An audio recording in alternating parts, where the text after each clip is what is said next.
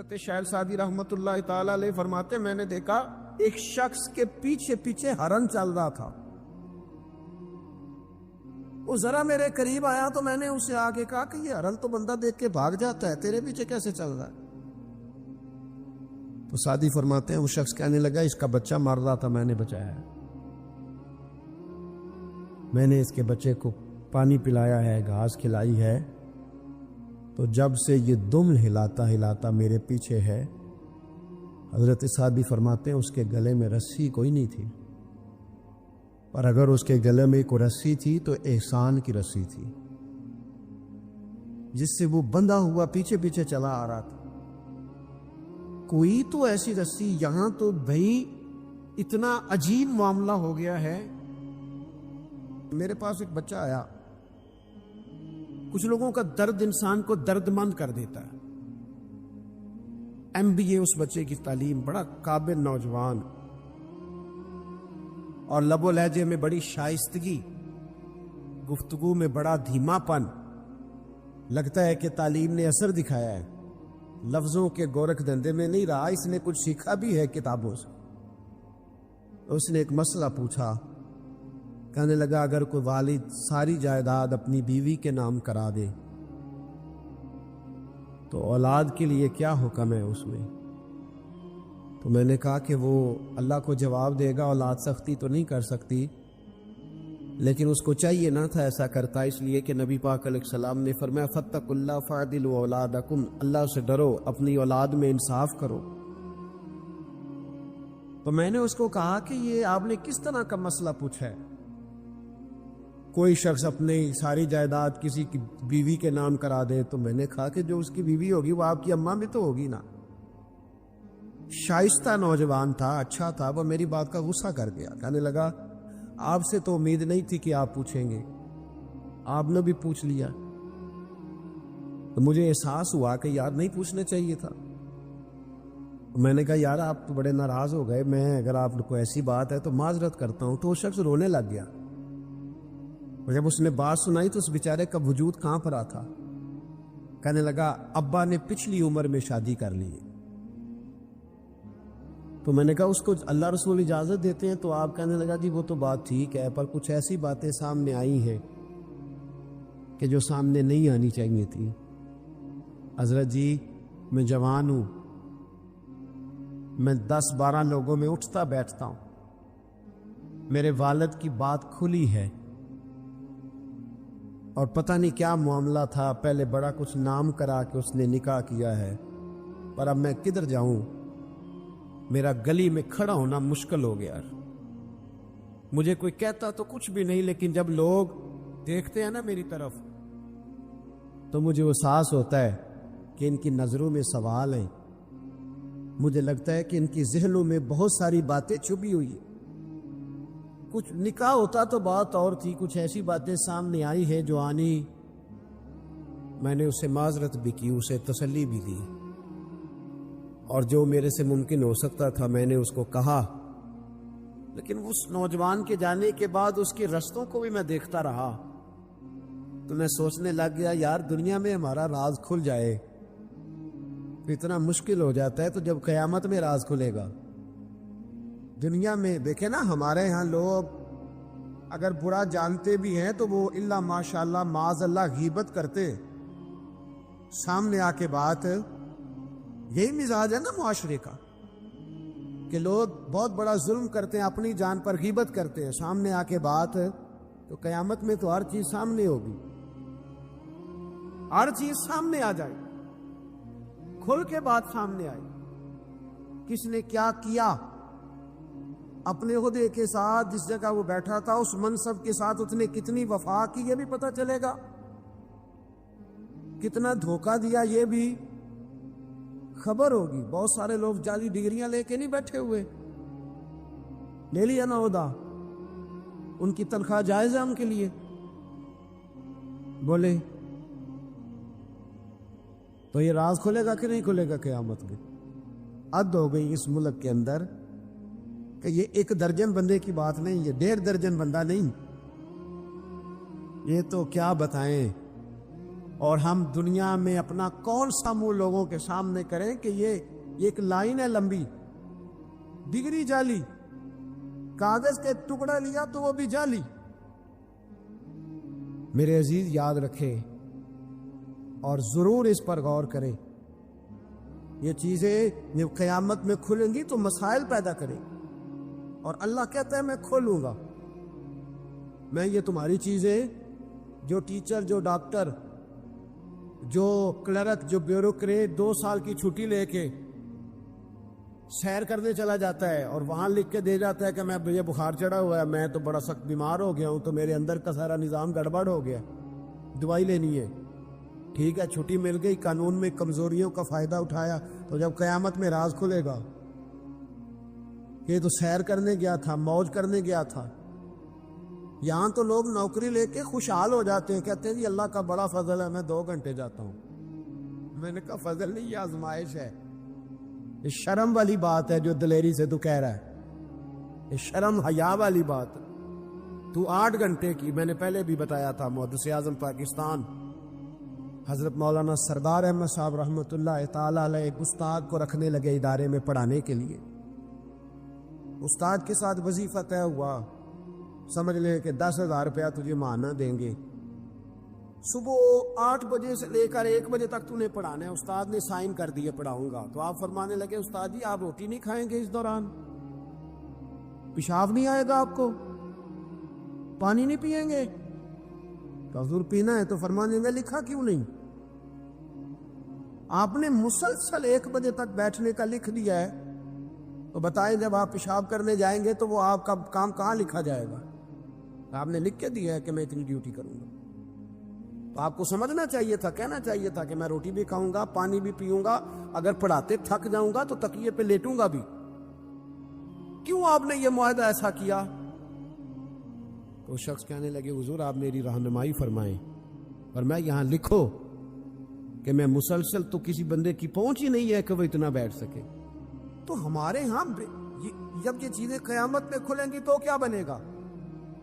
آج راز کھلتا ہے تو آزمائش کھڑی ہو جاتی، وظائفیں کر کر کے لوگ تھک جاتے۔ جب قیامت میں راز کھلے گا، میں تاجر کی بات بعد میں کروں گا، میں سیاستدان کی بات بعد میں کروں گا، میں پہلے پیر صاحب کی بات کرتا ہوں، پہلے علامہ صاحب کی بات، میں اپنی ذات سے شروع کرتا ہوں۔ ایک شخص پیر بن کے بیٹھ گیا، علامہ صاحب درویش مصلح بن کے بیٹھ گیا، لوگوں نے اپنی عقیدتوں کی جبین اس کے سامنے جھکائی، لوگ کئی راتیں اس کے سامنے ہاتھ باندھ کے کھڑے رہے، اس کے لیے لوگوں نے محبت کے سارے تقاضے پورے کیے، اپنی جیب کاٹ کے اس کی خانقاہ کو چلایا، اپنی جائز کمائی اس کے ہاتھ پہ رکھ کے لوگوں نے ایک ادارہ چلانے کے لیے اسے کہا، لوگوں نے اس کی گاڑی کو چوما۔ میں لاہور میں تھا چند دن پہلے، تو گٹر کے اندر گاڑی کا ٹائر چلا گیا، تو میں نے بچے سے کہا کہ کوئی ایسی چیز منگائی جائے، کوئی لکڑی ایسی ہو جائے جو پیچھے رکھی جائے تو گاڑی کو پیچھے موڑیں گے۔ آپ یقین کریں 5-6 لوگ دوڑے آئے، انہوں نے کہا ہم اٹھاتے ہیں، آپ گاڑی پیچھے کریں۔ تو میں نے کہا کپڑے بھر جائے، کہنے لگے حضرت صاحب چھوڑیں، کپڑے بدل بھی جائیں گے، ہمیں اللہ نے موقع دیا۔ تو ان لوگوں کے منہ تک وہ پانی جا رہا تھا، لیکن وہ گاڑی اٹھا رہے تھے، تو ہم لوگوں نے حساب نہیں دینا ان عقیدتوں کا، ان محبتوں کا جواب نہیں دینا۔ اتنی عقیدت کو شخص کرے کہ وہ گندا پانی منہ تک لے جانا پسند کرے، یہ شخص نیک ہے تو میں نے اس کی نوکری کرنی ہے۔ تو اگر وہ شخص جھوٹا ہو، اگر وہ شخص بنا ہوا ہو، اگر وہ اپنا قد اونچا کرنے کے لیے مذہب کا نام استعمال کر رہا ہو، مذہب اس کا مشن نہ ہو، بلکہ مذہب پیسے کمانے کے لیے اس نے اختیار کیا ہو، دولت کٹھی کرنے کے لیے، تو آج تو چلو ٹھیک ہے، لوگ بیچارے عقیدتوں اور محبتوں کا خراج دیتے رہیں گے، لیکن وَحُصِّلَ مَا فِي الصُّدُورِ، جب قیامت میں پردہ کھلے گا، قیامت میں پردہ کھلے گا۔ میں نے کہا تھا کچھ جمعے پہلے، پھر بات دہراتا ہوں، ایک درویش شخص ہیں، وہ کہتے ہیں میں زندگی میں کبھی نہیں کام پا، پر ایک طوائف مجھ پہ راشا طاری کر گئی، طوائف، کہتا ہے میں نے جبہ کبہ پہنا تھا، طوائف میرے پاس سے گزر رہی تھی، تو میں نے اس کو کہا کہ بچے باز آ جا، اللہ اللہ کیا کر، چھوڑ دے۔ تو اس نے نقاب آگے کر لیا، کہنے لگی بابا میں تو آپ کی بات پر عمل کروں گی، پر ایک جملہ کہنے کی اجازت ہے؟ تو میں نے کہا بیٹی کہہ لو۔ تو کہنے لگی بابا میں تو جو نظر آ رہی ہوں نا وہی ہوں، جو نظر آتی ہے وہی کہلاتی ہوں، تو بتا تو جو کہلاتا ہے وہ جو نظر آتا ہے وہی کہلاتا ہے کہ کچھ اور بھی ہے؟ تو کہلاتا کچھ ہے اور بنا ہوا ہے کچھ اور، تو بھی دیکھ کے تو وہی ہے جو تو کہلاتا ہے۔ کیا حساب نہیں دینا لوگوں نے؟ باہر نہیں آئیں گی یہ ساری چیزیں؟ اتنا بڑا دھوکہ، اور کوئی چیز نہیں ملی استعمال کرنے کو۔ جب الیکشن آیا تو اسلام زندہ باد، اور اس کے نام پہ ووٹ اور اس کے نام پہ سارا کچھ، اور جب تھوڑا سا اللہ تعالیٰ خیر فرمائے حالات بدل گئے، 2-3 سیٹیں مل گئیں، تو پھر کسی بھی حکومت کے پاس جا کے 2 وزارتیں لے لی۔ میرے پاس بھی لوگ آتے رہتے ہیں۔ ہماری قوم کو سب کو سیاستدان بنا دیا گیا ہے، اس طرح سیاستدان کا کوئی پتہ نہیں نا کس پارٹی کا ہے۔ اس طرح عوام کا بھی اب یہ سارا نفاق ان لوگوں نے برپا کیا ہے، یہ ان لوگوں نے لوگوں میں بات اچھالی ہے۔ لوگ بھی اس کو بھی کہہ دیتے ہیں تیرے ساتھ ہیں، اس کو بھی کہہ دیتے ہیں۔ کیا کریں؟ ان کے شر سے بچنے کے لیے ایسا کر، ورنہ شر پھیلاتے ہیں۔ ایک صاحب میرے پاس آ گئے۔ اب جب آپ کے پاس کوئی شخص آتا ہے تو آپ دروازہ تھوڑی بند کر سکتے ہیں۔ آ گئے ملنے کے لیے، انہوں نے آ کے نہ موبائل نکالا، کہنے لگے 100 سے زیادہ تقریریں ہیں آپ کی تقریر سنے بغیر میں سوتا نہیں۔ آئے سیاسی مقصد کے لیے، میں آپ کی تقریر سنتا ہوں۔ میں نے کہا اللہ آپ کو جزائے خیر دے، مجھے تو پوری دنیا سے لوگ کہتے ہیں تقریر سنتا ہوں، چلے مہربانی ہے، مجھے تب فائدہ جب کوئی تقریر سن کے اثر بھی کرے، تو چلے خیر آپ کہہ رہے ہیں تو اچھی بات ہے۔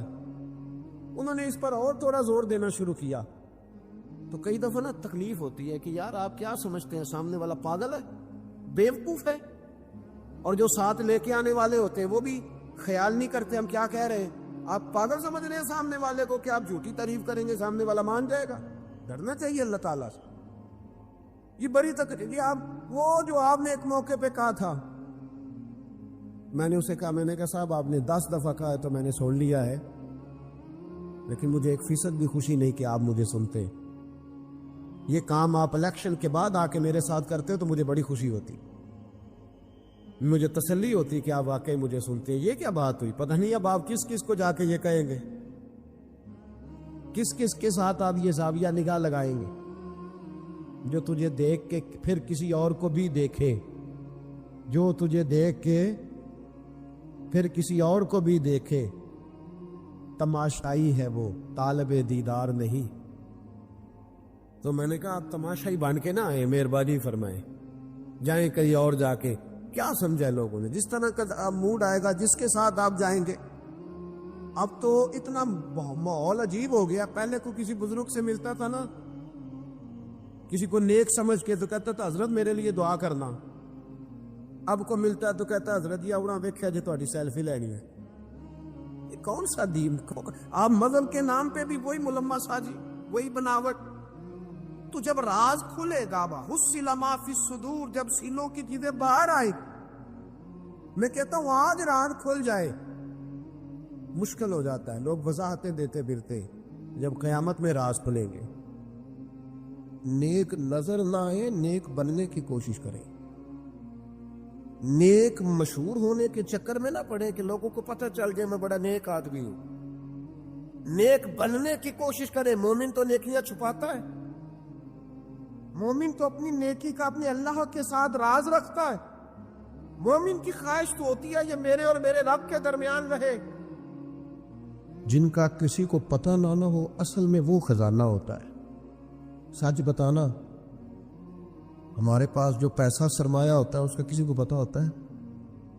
بالوں نے بھی پوری گل نہیں دسی تھی، ان کا کسی کو پتہ نہیں ہوتا۔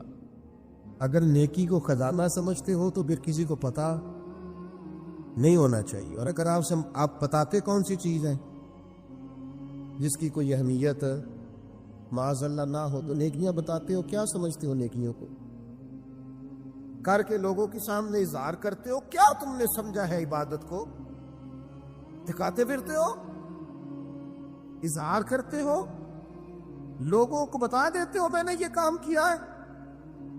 اس کا مزہ لینا شروع کرو.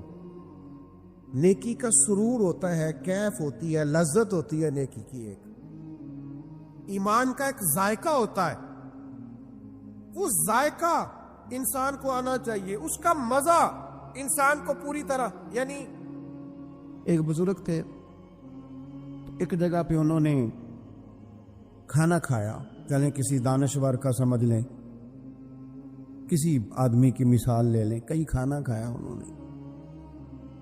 اور میرے ساتھ بھی ایک دفعہ اس طرح کا ایک معاملہ درپیش ہوا. تو آپ کو پتہ ہے عموماً ڈرائنگ روم جو ہوتے ہیں ان کے ساتھ ہی باورچی خانے بھی ہوتے ہیں، تو شاید کھانا پکانے والے بھی وہاں قریب ہی تھے. کھانا کھانے کے بعد اس صاحب نے کیا کیا، انہوں نے نا تعریف کر دی، کہا یار بڑا ہی عمدہ کھانا پکا ہے، بڑا ہی ماشاءاللہ اچھا ہے. کچھ دیر کے بعد جب وہ رخصت ہونے کا وقت قریب آیا تو اندر سے نا بہت اونچی آواز میں ہچکیوں کے ساتھ رونے کی آواز آئی. تو صاحب خانہ سے پوچھا کہ کیا ہوا ہے، اچھا تو نہیں لگتا کہ آپ کے معاملے میں مداخلت کی جائے، لیکن خیریت ہے؟ تو انہوں نے کہا نہیں، وہ آپ کی وجہ سے رو رہے ہیں گھر والے. کہ ہماری وجہ سے کیوں رو رہے ہیں؟ آپ نے زبردستی کھانا پکوایا. کہ نہیں، یہ وجہ نہیں ہے، آپ نے وہ تعریف کر دیا نا کھانا پکا ہے. تو وہ جو بچی اس گھر میں کھانا پکاتی ہے، جو بہو بن کے آئی ہے، وہ کسی غریب گھر سے ہے، غریب رشتہ داروں سے. تو وہ کہتی ہے کئی سال بیت گئے مجھے اس گھر میں نوکری کرتے، ساس کی بھی، سسر کی بھی، دیور کی بھی، جیٹھ کی بھی، سب کی، لیکن آج تک کسی نے یہ دو جملے نہیں بولے کہ تو نے اچھا کام کیا. آج مجھے یہ سننے کو ملا ہے کہ تو نے اچھا کام کیا ہے. تو کچھ نا عجیب سی اپنائیت. یار کسی کی بیٹی ہے نا وہ بھی، جو ہمارے گھر آئی ہے، وہ بھی کسی کی بیٹی ہے. اتنا پیار بھی کرنے کو ہم تیار نہیں ہے کہ 2 لفظ شاباشی کے ہو جائیں. کیا بات، اس نے گرمی میں کھڑے ہو کے سب کے لیے کھانا پکایا. وہ کہتے ہیں یہ جملے اتنے 2 جملوں نہیں میری آنکھوں میں آنسو پیدا کر دیے.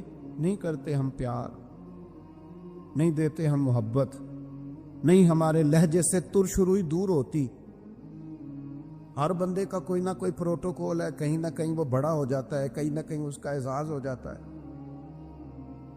ہم جب اپنا یہ مزاج بنا لیں گے نا، ہم نے فروغ محبت کرنا ہے، ہم نے ایک دوسرے کو پیار دینا ہے، ہم نے تلخی نہیں کرنی. وہ دیکھیں نا، ایک بندے سے گلاس ٹوٹ گیا ہے ملازم سے، تو اس کے مالک نے کہا ہے تو نے سیٹ خراب کر دیا ہے، تو دیکھ کے نہیں چلتا، تو جب بھی کرتا ہے نقصان ہی کرتا ہے. وہ بندہ پریشان ہو گیا ہے، اور پریشانی اس کی ختم نہیں ہوئی. یہ اتنی دیر ختم نہیں ہوگی جتنی دیر اس مہینے کی تنخواہ نہیں ملے گی. چکوں سے ڈر ہے کہ کئی پیسے کاٹ نہ لیے جائیں. لیکن ایک شخص کے ہاتھ سے 3-4 گلاس ٹوٹ گئے ہیں، تو مالک نے دیکھتا ہی کہا بھائی ٹینشن نہ لینا، ٹوٹنے والی چیز تھی، ٹوٹ گئی، میرے بچے بھی تو توڑ دیتے ہیں، میرے سے بھی کئی دفعہ ٹوٹ جاتی ہے، آپ پریشان نہ ہو، اللہ خیر کرے گا. یہ چیز اس بیچارے کو رات سکون کی نیند دے دے گی. لیکن ہم اس کے لیے تیار نہیں ہوتے، اپنے لہجوں میں محبت پیدا نہیں کرتے. فروغ او ملت کے جوانوں، ماں باپ سے پیار کرنا شروع کر دو، 1 گھنٹہ ٹائم دینا شروع کر دو، ان کے پاس بیٹھنا شروع کر دو، ان کی دوائیاں کم ہونی شروع ہو جائیں گی. بغیر ڈاکٹر کے بڑی ساری چیزوں سے قرار آنا شروع ہو جائے. ماں سے محبت سے بات کرنی شروع کر دو، وہ جو کہے منوان قبول کرنا شروع کر دو. والد کی بات سنو. ہم نا مخدوم بن کے جینا چاہتے ہیں، سارے ہمارا اعزاز کریں.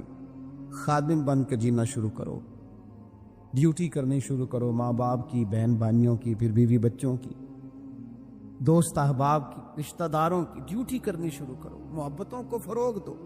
پیار بانٹنے سے بڑھ جایا کرتا ہے.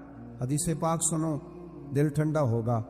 سیدہ عائشہ صدیقہ رضی اللہ تعالیٰ عنہ فرماتی ہیں، اللہ کے محبوب علیہ السلام اتنا خیال فرماتے، ایک دن مجھ سے فرمانے لگے عائشہ جب آپ مجھ سے راضی ہوتی ہیں پھر بھی مجھے پتہ چل جاتا ہے، اور جب آپ کے دل میں کوئی بات ہوتی ہے تو پتہ مجھے پھر بھی چل جاتا ہے۔